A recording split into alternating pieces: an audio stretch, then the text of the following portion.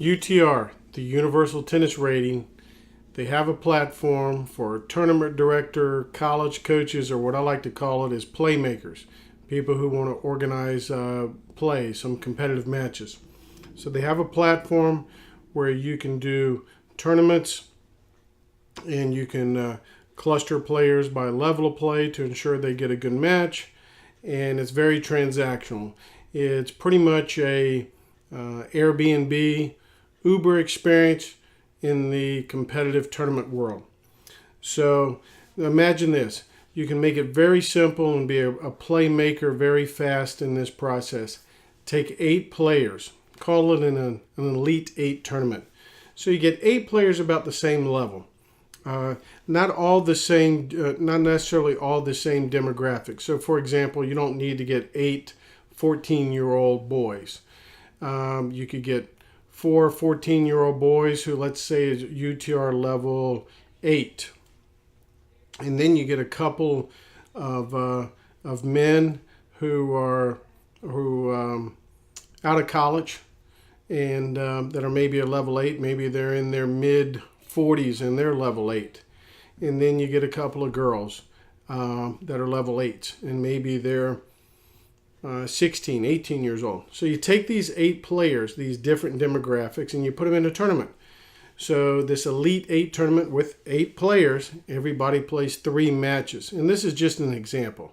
So for example, you could do this Saturday at 1 o'clock. So they would play 3 matches. And since it's 3 matches, you can use an abbreviated format. Go ahead and I recommend going 2 mini sets with a match breaker. So mini sets, the first one to 4. You can play the tiebreaker at 4-all, or you can extend the set and win at 5-3. So take 8 players, pair them up on 4 courts, 1 o'clock on Saturday. They play 3 times. They're done in about 3.5 hours, and everybody plays 3 matches. So the nice thing there is it's a UTR rated event, so all of their scores are going directly into the UTR so that they can see their results and how it affects their rating.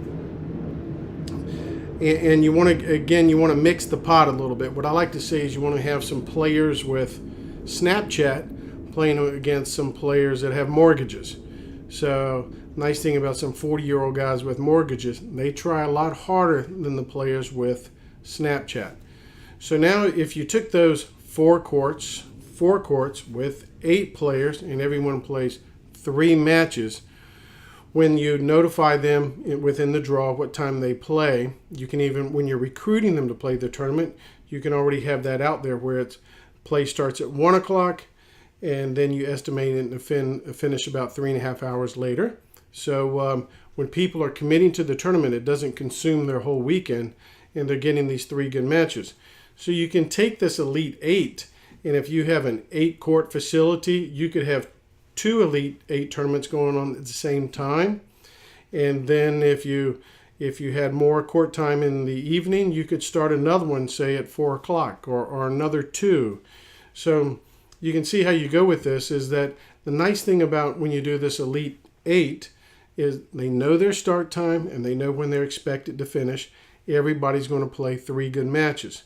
And then when you're kind of pairing them up with UTR, you would like for them all to be the same level, but it is okay if 4 of them are one level and the other 4 are different or one level below. Because if you did pair them up that way, now you could spread it out, and more than likely the higher UTR players win, and then the other UTR players, maybe they didn't win that match, but they'll also have competitive matches in the back draw. So probably if you have it like that, 50% of your matches are going to meet the competitive threshold of 6-3, 6-4.